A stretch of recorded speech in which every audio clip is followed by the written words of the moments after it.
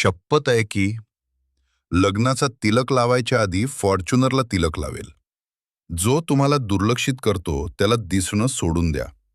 कुणी विचारलं सध्या काय करतोस, मी म्हणालो प्रेम आणि विश्वास सोडून सगळं करतोय.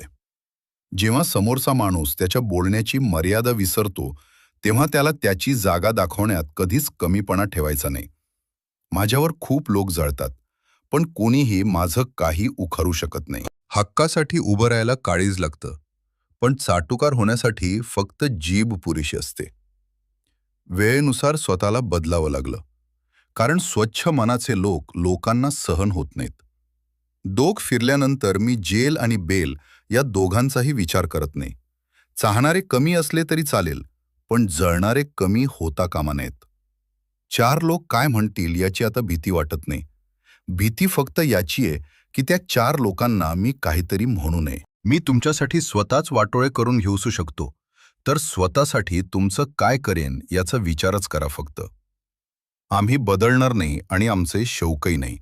ज्यांना त्रास आहे त्यांनी सरळ ब्लॉक करावं. तुझी लायकीच नाही की माझ्याशी लायकीवर चर्चा करशील. तुमच्या आयुष्यात खुश राहा. मी वाईट असेन तर माझ्यापासून लांब राहा.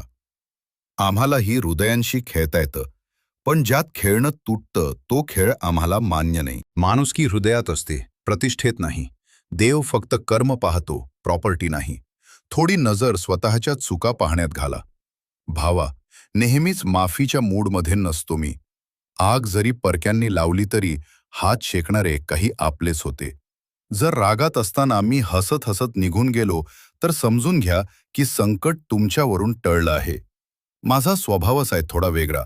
सगळ्यांशी जुळवून घेत नाही,